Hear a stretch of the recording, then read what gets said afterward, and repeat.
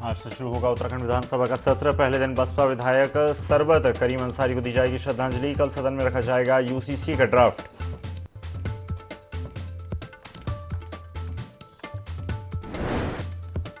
पहले दिन सदन में हंगामे के आसार। विपक्ष ने भी सदन में सरकार को घेरने की बनाई रणनीति। कहा यूसीसी के ड्राफ्ट को विपक्ष को कराया जाएगा उपलब्ध।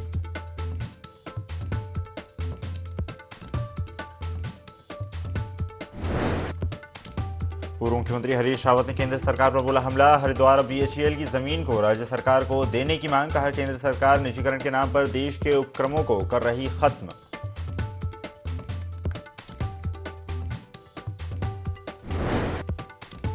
पहाड़ों पर बारिश का सिलसिला जारी। बर्फ की सफेद चादर से ढके पहाड़। सैलानियों और व्यापारियों के चेहरों पर खुशी।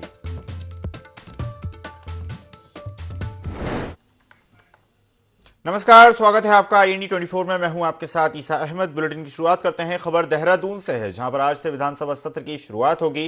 11 बजे शुरू होगी सत्र की कार्यवाही। कल विधानसभा में पेश किया जाएगा यूसीसी का विधेयक। कैबिनेट से विधेयक को मिल चुकी है मंजूरी। कैबिनेट में विधेयक पर चर्चा हुई। यूसीसी का ड्राफ्ट तैयार है, उस पर चर्चा की गई और कैबिनेट की मंजूरी के बाद अब इसे विधानसभा में पेश किया जाएगा। तो आज से विधानसभा सत्र की कार्यवाही शुरू होगी। 11 बजे शुरू होगी सदन की कार्यवाही। कल विधानसभा में पेश किया जाएगा यूसीसी का विधेयक।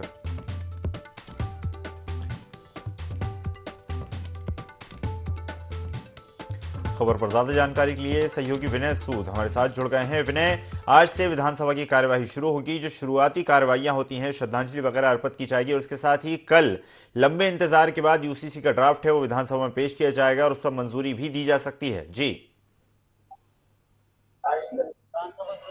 बिल्कुल ईसा, देखिए आपको बता दें कि यूसीसी का जो ड्राफ्ट है उस पर कैबिनेट की बीते दिन जो है मोहर लग चुकी है और ऐसे में देखा जा सकता है कि आज से विधानसभा का जो सत्र है वो शुरू हो चुका है। और आज पहले दिन की जो कार्यवाही है वो उसमें कुछ ऐसा खास नहीं रहने वाला है, क्योंकि आज जो है जो विधायक रहे हैं, दिवंगत जो विधायक रहे हैं, उनको श्रद्धांजलि दी जाएगी।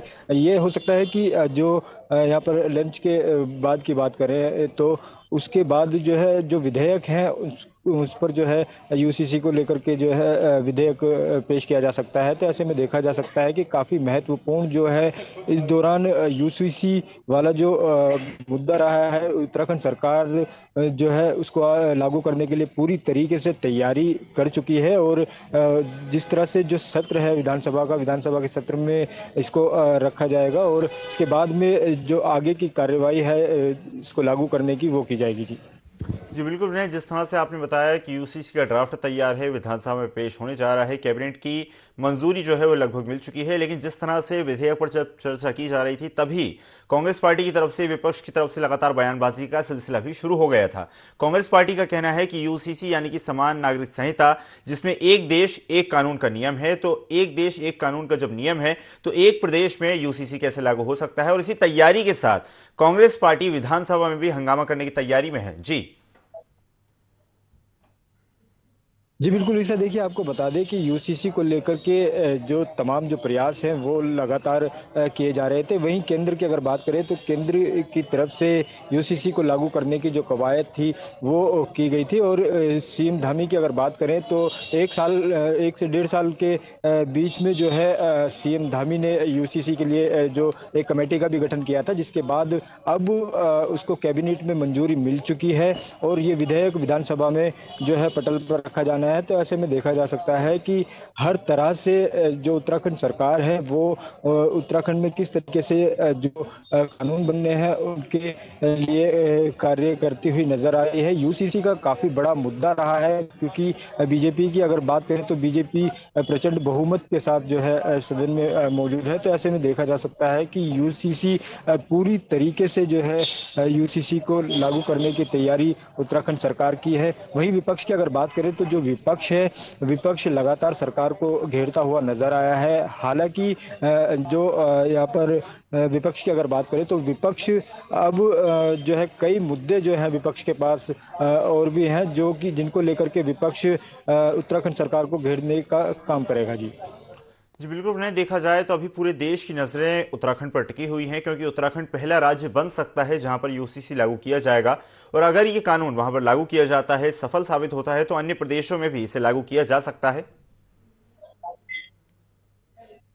जी बिल्कुल, ईसा देखिए आपको बता दें कि जिस तरह से इसके जो प्रावधान है यूसीसी को लेकर के उसमें जो लड़का-लड़की एक समान भी इसमें प्रावधान रखा गया है। जितना हक जो है प्रॉपर्टी में लड़कों का रहता है उतना ही लड़कियों का भी रहेगा। साथ ही विवाहों के लिए रजिस्ट्रेशन जो है वो भी ज़रूरी कर दिया गया है। तो काफ़ी जो महत्वपूर्ण जो प्रावधान है वो भी इस यूसीसी में का जो ड्राफ्ट है इसमें बने हुए हैं। तो ऐसे में देखा जा सकता है कि उत्तराखंड जो पहला राज्य इस दौरान बनने वाला है यूसीसी लागू करने वाला। इससे जो अन्य राज्य हैं उनको भी जो है वो भी इस चीज़ को देखेंगे और आने वाले समय में जो है वो भी इस कानून को लेकर के आगे बढ़ सकते हैं, क्योंकि जिस दिशा में उत्तराखंड सरकार कार्य कर रही है वो काफ़ी सराहनीय भी है और काफ़ी महत्वपूर्ण भी है। जी।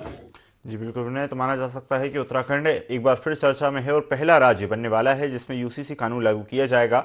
धन्यवाद विनय, जुड़ने के लिए और जानकारी साझा करने के लिए। बढ़ते हैं खबरों में आगे। देश में आज़ादी के इतने साल बाद भी पहाड़ों में सड़क और पुल को लेकर समस्या लगातार बनी हुई है। और इसी क्रम में उत्तरकाशी के जनपद मुख्यालय के डीएम ऑफिस से महज 50 मीटर की दूरी पर तिलोथ पुल का निर्माण पिछले 12 साल से चल रहा है और अब तक पूरा नहीं हुआ, जिससे स्थानीय लोगों को आने जाने में तमाम मुसीबतों का सामना करना पड़ता है। बता दें कि 2013 की आपदा में टूटा ये पुल कभी ठेकेदार तो कभी प्रशासनिक लापरवाही की वजह से अधजल में लटका हुआ है।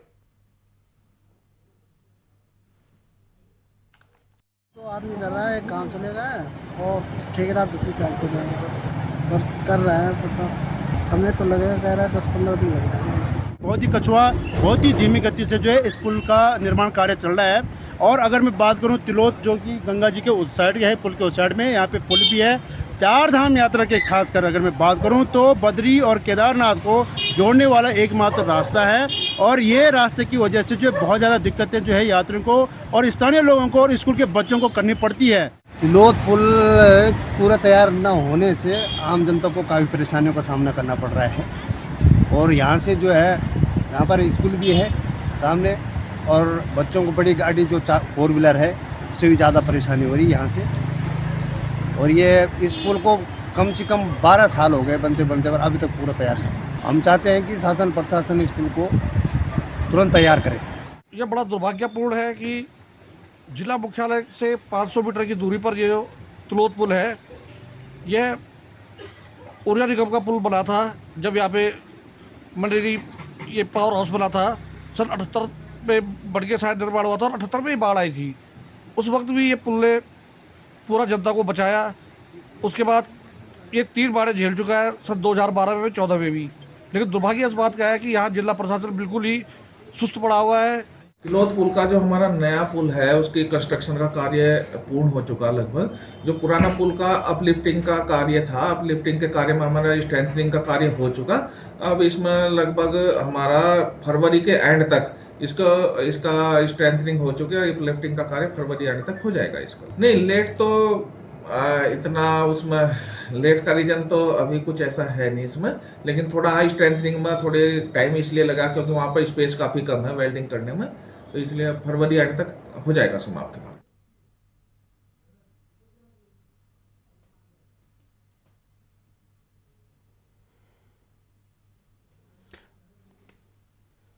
उत्तरकाशी की बहुचर्चित सिलक्यारा टनल में 2.5 महीने के बाद एक बार फिर से निर्माण कार्य प्रारंभ होने जा रहा है। बता दें कि चारधाम सड़क परियोजना में करीब 853.79 करोड़ लागत से सिलक्यारा से लेकर पोल गांव 4.5 किलोमीटर लंबी सुरंग का निर्माण कार्य किया जाना था। लेकिन बीते 12 नवंबर 2023 को दीपावली की रात सुरंग का कुछ हिस्सा ढहने से 41 मजदूर फंस गए, जिसके बाद 17 दिनों के कड़े संघर्ष के बाद सभी मजदूरों को सकुशल बाहर निकाला गया, जिसके बाद सीएम ने जांच के आदेश देकर सुरंग को सील कराया था। लेकिन अब केंद्रीय सड़क परिवहन मंत्री एवं राजमार्ग मंत्रालय ने 10 जनवरी को कार्यदायी संस्था को दोबारा निर्माण कार्य करने की अनुमति दे दी है। वहीं सूत्रों से मिली जानकारी के अनुसार कार्यदायी संस्था ने बड़कोट छोर से तो सुरंग का निर्माण कार्य संबंधी शुरू कर दिया है, लेकिन भूस्खलन वाले हिस्से में मलबे के चलते धीमी गति से कार्य लगातार जारी है। अभी ठीक ही ढंग तरह से काम हो रहा है हाँ, यही बाबा भोगनाथ का कृपा है जो काम चालू हो गया। हम लोग यही चाहता है जितना मौजूद है जो कंपनी हम लोगों को देखे और ठीक तरह से ढंग से काम करे, यही हम लोग। अभी तो है सर 50 आदमी है। बारकोड सेट तो ऑलरेडी चालू होकर 1 हफ्ता के ऊपर हो गया। अब इधर से 2 तारीख से चालू हो गया है, अभी चल रहा है काम। अभी 35-40 आदमी काम कर रहे हैं। हाँ, अंदर का ट्रीटमेंट जो भी है अपना जो ऊपर से आदेश जो मिला था उसके हिसाब से हम लोग काम चलते जा रहा है। अभी चालू हो गया काम पूरी तरह से। और जो मलबा जो गिरा था उसका डिजाइनर के लिए डिजाइन के पास गया, जैसे डिजाइनर का ड्राइंग आ जाता है वो भी चालू कर देंगे उसका ट्रीटमेंट। जनपद उत्तरकाशी का सिलकारा टनल जो कि पूरी दुनिया में फेमस हो गया था, क्योंकि यहाँ पे जो है लगातार 17 दिनों तक जो है 41 मजदूरों को बचाने के लिए जो है रेस्क्यू अभियान चला था। और इस अभियान में जो है उत्तराखंड सरकार सहित केंद्र सरकार ने जो है बहुत ही ज़्यादा मेहनत की और उन मजदूरों को सुरक्षित बाहर निकाल दिया था। आज यहाँ पे दोबारा से इस जो टनल है इसके अंदर काम शुरू हो चुका है और मैं टनल के बाहर खड़ा हूँ और अंदर फिलहाल अभी 40 से 45 मजदूर काम कर रहे हैं। और खुशी की बात यह है कि इस टनल में जो है जो अभी काम चल रहा है सब बहुत सुरक्षित ढंग से चल रहा है। दीपक नोटेल, ND24 उत्तरकाशी। डोईवाला के केशवपुरी राजीव नगर क्षेत्र के रहवासियों को उज्ज्वला गैस योजना के तहत गैस कनेक्शन दिए गए। इस मौके पर विधायक बृजभूषण गौरेला ने कहा कि देश प्रधानमंत्री नरेंद्र मोदी के नेतृत्व में लगातार आगे बढ़ रहा है और देश में लगातार निरंतर विकास कार्य चल रहे हैं। सीएम धामी के नेतृत्व में उत्तराखंड विकास की ओर अग्रसर है। कार्यक्रम में आंगनवाड़ी और आशा वर्करों के साथ पर्यावरण मित्रों को भी सम्मानित किया गया।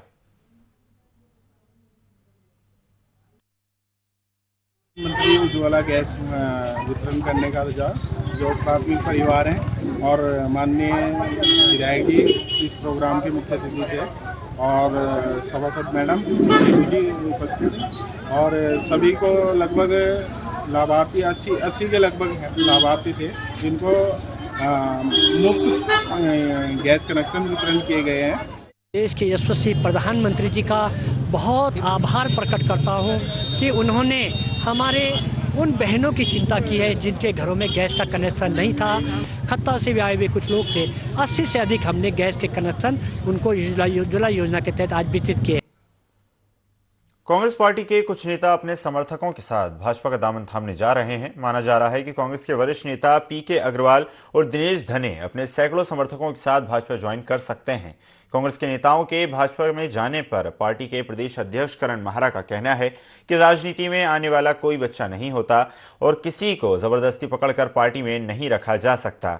हालांकि उन्होंने भाजपा ज्वाइन करने वाले नेताओं पर सवाल उठाए कि ऐसे नेताओं को बताना चाहिए कि क्या वो अंकिता भंडारी मर्डर केस के समर्थन में हैं या फिर विरोध में हैं। जो राजनीति में आता है सब मैच्योर लोग हैं और किसी को आप पकड़ के जबरदस्ती नहीं रोक सकते, ना किसी को जबरदस्ती भेज सकते हैं। मेरा तो जाने वालों से केवल इतना कहना है कि आप अंकिता भंडारी मर्डर केस के समर्थन में हैं या विरोध में हैं। मेरा उनसे भी पूछना है कि जिन बच्चों को के ऊपर लाठीचार्ज हुआ आप उनके समर्थन में हैं या विरोध में हैं। और SSSC भर्ती घोटाला, पटवारी पेपर लीक, सिलक्यारा, जोशीमठ, केदारनाथ में सोने की चोरी, इन सब के जो समर्थक हैं वो बीजेपी में जाएंगे। और सत्ता, क्योंकि सत्ता के टाइम में बीजेपी की सरकार के टाइम में सब हुआ है, और जो लोग इसके विरोध में हो कांग्रेस में रहेंगे या कांग्रेस के साथ रहते हुए बीजेपी का विरोध करेंगे। प्रदेश में 5 फरवरी से शुरू हो रहे विधानसभा सत्र की तैयारियां पूरी हो चुकी हैं, जिसके लिए विधानसभा अध्यक्ष ऋतु खंडूरी भूषण ने सत्र से पहले कार्य मंत्रणा समिति की बैठक बुलाई। बैठक में कई प्रस्तावों को लेकर विचार मंथन किया गया और सभी दलों के नेताओं से सदन की कार्रवाई शांतिपूर्ण और सौहार्दपूर्ण ढंग से संचालित करने में सहयोग करने की अपील की। कार्य मंत्रणा समिति की बैठक में नेता प्रतिपक्ष यशपाल आर्य, प्रभारी संसदीय कार्य मंत्री सुबोध उनियाल और लक्सर सीट से बसपा विधायक मोहम्मद शहजाद शामिल हुए। बता दें कि विधानसभा सत्र 5 फरवरी से 8 फरवरी तक चलेगा।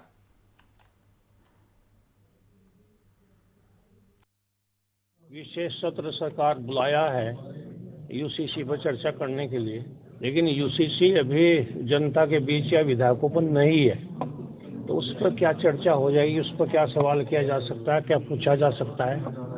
जिस आयोग का गठन किया गया है उसने किससे सुझाव लिए हैं और कहाँ बैठ कर बनाया है, इसका भी शायद किसी को नहीं पता है। जो अफसर चाह रहे हैं वो हो रहा है। जो धार्मिक लोग हैं, जो हमारा भारतीय संविधान है वो सेकुलर है, ना कि सापेक्ष है। सबको अपने धर्म के अनुसार जीवन यापन करने का अधिकार है। मैं समझता हूँ उस पर सीधा हमला है। कार्य मंत्रणा की बैठक हुई और उसमें जो बात कही गई कि यूसीसी को लेकर के ये सत्र आहूत किया गया है। अब यूसीसी का जो ड्राफ्ट है वो 6 तारीख को विधानसभा में ले होगा और उसके बाद 7 और 8 को उस पर चर्चा होगी। देखिए, जो परंपराएं होती है, जब कोई भी जो यूसीसी का मसौदा है उसको पहले विधानसभा पटल पर ले किया जाएगा और जब विधानसभा पटल पर ले होता है तभी जो है विधायकों को मिल पाता है। ये तो परंपराएं रही। यूसीसी को लेकर विशेष सत्र बुलाने के संबंध में सरकार द्वारा, संसदीय कार्य मंत्री द्वारा अपना पक्ष रखा गया और हमने कहा कि इसमें विस्तृत चर्चा होनी चाहिए और इसको सदन में पटल में रखे जाने के पश्चात पर्याप्त समय माननीय सदस्यों को मिलना चाहिए जिससे कि वो उसका अध्ययन कर सकें और फिर चर्चा में भाग ले सकें। कल से सत्र शुरू होने जा रहा है तो हमने इस बात पर चर्चा की कल से जो सत्र चालू होगा उसमें हम सब सौहार्दपूर्ण वातावरण में चर्चा करें और अच्छे तरीके से अपने प्रश्नों का जो भी आप लोगों को सत्र में रखना है उसकी बात हो। मुख्यमंत्री पुष्कर सिंह धामी के नेतृत्व में हुई राज्य कैबिनेट की बैठक में यूसीसी का ड्राफ्ट रिपोर्ट पेश नहीं हुआ। ऐसी संभावना जताई जा रही थी कि कैबिनेट में ड्राफ्ट रिपोर्ट पेश हो सकता है। वहीं इस संबंध में मुख्यमंत्री पुष्कर सिंह धामी का कहना है कि यूसीसी ड्राफ्ट रिपोर्ट को लेकर जो भी औपचारिकताएं हैं हमारी सरकार उनको तेजी से पूरा कर रही है। साथ ही साथ यूसीसी ड्राफ्ट रिपोर्ट का परीक्षण भी किया जा रहा है, जिसके बाद कैबिनेट की बैठक करके विधानसभा के विशेष सत्र में हम यूसीसी को लेकर आएंगे। उत्तराखंड में जो छोटा सा राज्य है और बहुत बड़ा काम करने जा रहा है, हम लीड करने जा रहे हैं और राज्य जो पास करेंगे वो उत्तराखंड का ही नाम लेंगे। तो यूसीसी पास होने जा रही है, इसके लिए पूरी हमारी तैयारियां हो चुकी हैं। आज चर्चा भी थी, एक कैबिनेट और होगी, उसके बाद ये पास हो जाएगा। विधानसभा का सत्र आहूत है, इसलिए आज मुख्यतः परंपरा ये रही है कि विधानसभा के सत्र के समय में ब्रीफिंग नहीं होती है, नहीं तो मुख्य सचिव आपको ब्रीफिंग करती है। बहुत सारे हमने जो राज्य के जरूरी मुद्दे हैं उन सभी मुद्दों पर आज चर्चा हुई है और इस सत्र में हम यूसीसी लाएंगे। ये पहले से हम लोगों ने तय किया हुआ है, उसका परीक्षण कर रहे हैं, जो भी औपचारिकताएं हैं पूरी कर रहे हैं। इसके बाद हम लोग अन्य एक कैबिनेट और करेंगे और फिर हम ड्राफ्ट लाएंगे। सीएम आवास में नियुक्ति पत्र कार्यक्रम का आयोजन किया गया, जिसमें मुख्यमंत्री पुष्कर सिंह धामी ने परिवहन निगम में सहायक लेखाकारों और मृतक आश्रितों को नियुक्ति पत्र दिए। सीएम धामी ने सभी को नियुक्ति पत्र देते हुए शुभकामनाएं दी और कहा कि सभी अपने कार्यक्षेत्र में पूरी ईमानदारी और कर्तव्य निष्ठा के साथ कार्य करें।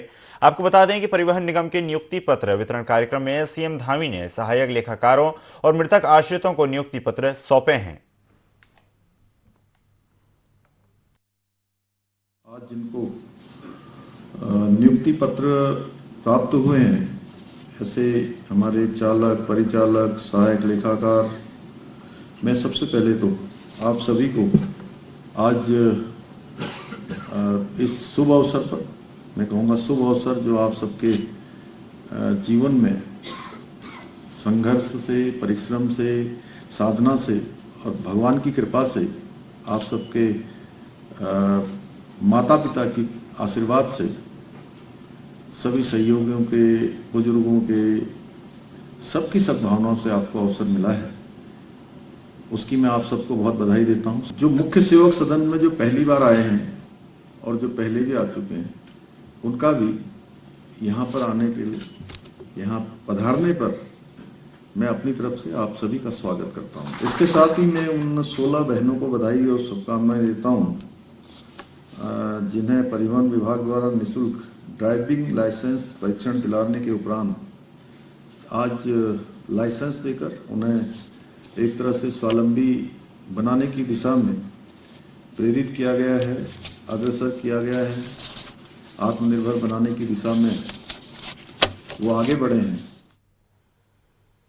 फरवरी को प्रदेश के मुख्यमंत्री पुष्कर सिंह धामी का लोहाघाट दौरा प्रस्तावित है। सीएम के दौरे को लेकर प्रशासन तैयारी में जुटा है। कार्यक्रम प्रभारी सीडीओ संजय कुमार सिंह के नेतृत्व में प्रशासन की टीम ने मुख्यमंत्री की जनसभा स्थल रामलीला मैदान का निरीक्षण किया। सीडीओ ने बताया कि 11 फरवरी को मुख्यमंत्री का लोहाघाट दौरा प्रस्तावित है, जहां मुख्यमंत्री एक कार्यक्रम में प्रतिभाग करेंगे। सीडीओ ने बताया कि मुख्यमंत्री के दौरे को लेकर मुख्यमंत्री की जनसभा स्थल का निरीक्षण किया गया। अधिकारियों को मंच निर्माण, सेफ हाउस, लोगों के बैठने की व्यवस्था, मुख्यमंत्री की सुरक्षा व्यवस्था, पार्किंग को लेकर जरूरी दिशा निर्देश दिए गए। मुख्यमंत्री जवाहर पार्क में लगे स्टॉलों का भी निरीक्षण करेंगे। तत्पश्चात राम मंदिर में मुख्यमंत्री के द्वारा कन्या पूजन किया जाएगा। इसके बाद रामलीला मंच से मुख्यमंत्री विशाल जनसभा को संबोधित करेंगे। मुख्यमंत्री जी का 11 फरवरी को लोहाघाट का प्रस्तावित दौरा है। मातृशक्ति बंधन कार्यक्रम के रूप में मातृशक्ति के सम्मान के लिए माननीय मुख्यमंत्री जी 11 तारीख को लोहाघाट आ रहे हैं। तो आज पूरी प्रशासन की टीम और हमारे भारतीय जनता पार्टी के कार्यकर्ता और लोहाघाट के नगर के व्यापारी हम सब मिलकर सीएम साहब के भव्य स्वागत की तैयारी कर रहे हैं। सभी लोहाघाट के लोग एक विशाल जुलूस के साथ उनका स्वागत करते हुए सरस्वती शिशु मंदिर तक, हथरंगिया तक लाएंगे और वहाँ पर हमारी जो माताएं बहनें हैं वो माननीय मुख्यमंत्री जी का स्वागत करेंगी और जवाहर पार्क में विभिन्न योजनाओं का लोकार्पण, शिलान्यास और जो हमारे स्वयं सहायता समूह के प्रदर्शनी हुआ उसका अवलोकन करने के बाद सीधे सीएम साहब रामलीला मंच पे आएंगे। रामलीला मैदान के अंदर मुख्य कार्यक्रम होगा, इसमें माननीय मुख्यमंत्री जी का संबोधन होगा। सुरक्षा मानक होते हैं माननीय मुख्यमंत्री जी के भ्रमण के लिए, उसके लिए समस्त डायरेक्शन दिए गए कि किस प्रकार से बैरिकेडिंग की जानी है, किस प्रकार बैठने की व्यवस्था होगी। इसके अतिरिक्त क्योंकि बहुत बड़ी संख्या में महिलाओं के और सम्मानित नागरिकों के आपका प्रतिभाग करने की उम्मीद है। पहाड़ों में एक बार फिर से बर्फबारी और ओलावृष्टि के लिए येलो अलर्ट जारी किया गया है। अगर चमोली जनपद की बात की जाए तो यहां ऊंचाई वाले इलाकों में सुबह से बर्फबारी शुरू हो गई है। वहीं निचले इलाकों में कड़ाके की सर्दी के साथ साथ बारिश की बौछार भी पड़ रही है।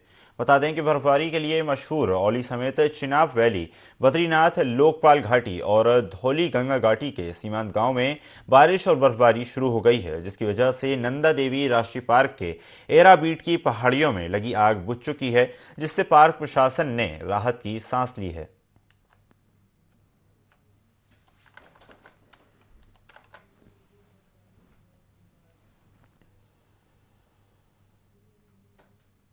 हिमक्रीड़ा स्थली औली में बर्फबारी होने से औली बुग्याल क्षेत्र के आसपास बर्फ में घूम रहे गौवंशों की सुध लेने के लिए नगरपालिका प्रशासन आगे आया है।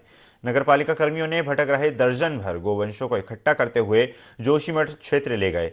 इन गौवंशों के मालिकों को ढूंढने के प्रयास किए जा रहे हैं। जोशीमठ नगरपालिका स्वच्छता सुपरवाइजर अनिल कुमार ने बताया कि प्रशासन से मिले निर्देशों के क्रम में नगरपालिका परिषद भटक रहे आवारा गौवंशों को जोशीमठ लाने का काम कर रही है।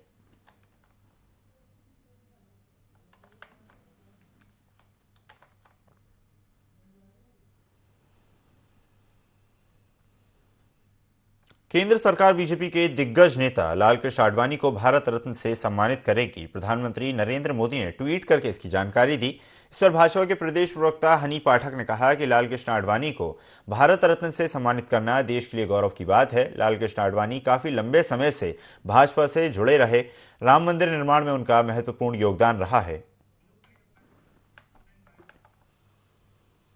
इस बुलेटिन में फिलहाल इतना ही। खबरों का सिलसिला लगातार जारी है। बने रहिए IND24 के साथ। नमस्कार।